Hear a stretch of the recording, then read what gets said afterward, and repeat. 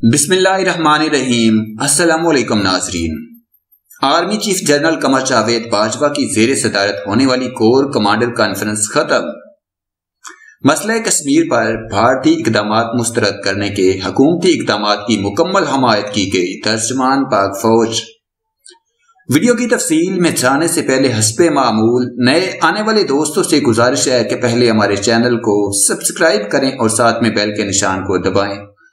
اس video کو like کرنے کے ساتھ ساتھ کمنٹ باکس میں اپنی قیمتی آراء سے ہمیں ضرور آگاہ کریں۔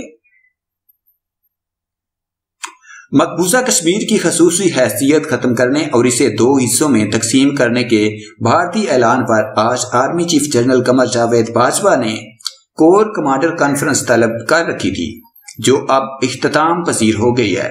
ترجمان پاک فوج کے مطابق کور کمانڈر کانفرنس میں ایک نکاتی ایجنڈے پر غور کیا گیا۔ اجلاس میں مسئلہ کشمیر پر بھارتی اقدامات مسترد کرنے کے حکومتی اقدامات کی مکمل حمایت کی گئی۔ ترجمان پاک فوج کے مطابق پاکستان نے مقبوضہ کشمیر میں بھارت کا شرمناک قبضہ قانونی قرار دینے کی حمایت کبھی نہیں کی۔ D G I S P R major general Asif Ghafoor نے کہا کہ پاکستان نے کبھی بھی مقبوضہ کشمیر میں آرٹیکل 370 اور 35A کو قبول نہیں کیا۔ آرمی چیف نے کہا کہ پاک آرمی کشمیریوں کی جدوجہد میں ان کے شانہ بشانہ کھڑی ہے۔ Army chief general Qamar Javed Bajwa نے کہا کہ ہم اپنی ذمہ داریاں نبھانے کے لیے آخری حد تک جانے کو تیار ہیں۔ ہم وطن کے دفاع کے لیے بھی ہر حد تک جائیں گے۔ آرمی چیف نے کہا کہ ہم ہر طرح کے حالات کے لیے تیار ہیں اور پاک فوج کشمیریوں کا جدوجہد کے اختتام تک ساتھ دے گی۔ دوسری جانب بھارت کی جانب سے مقبوضہ کشمیر کی خصوصی حیثیت ختم کیے جانے کے بعد آج پارلیمنٹ کا مشترکہ اجلاس بھی طلب کیا گیا تھا۔ مقبوضہ کشمیر سے متعلق بھارتی اقدام پر پارلیمنٹ کا مشترکہ اجلاس اسپیکر قومی اسمبلی اسد کیسر کی صدارت میں شروع ہوا، جس میں وزیر پارلیمانی امور اعظم سواتی نے بھارت کی جانب سے LOC کی خلاف ورزی اور کلسٹر بموں کے استعمال پر بحث کے لیے تحریک پیش کی۔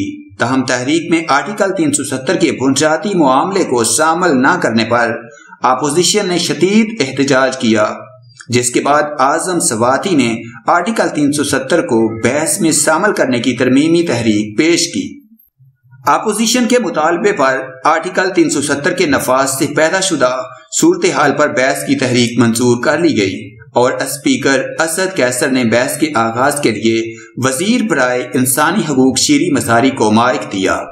تاہم بحث کا آغاز اپوزیشن لیڈر شہباز شریف سے نہ کروانے پر اپوزیشن نے ایوان میں شدید احتجاج کیا اور مشترکہ اجلاس میں وزیر اعظم کی شرکت کا بھی مطالبہ کیا۔ اپوزیشن کی جانب سے شدید ہنگامہ آرائی پر اسپیکر کو اجلاس 20 منٹ کے لیے ملتوی کرنا پڑا، جو تاحال شروع نہیں ہو سکا۔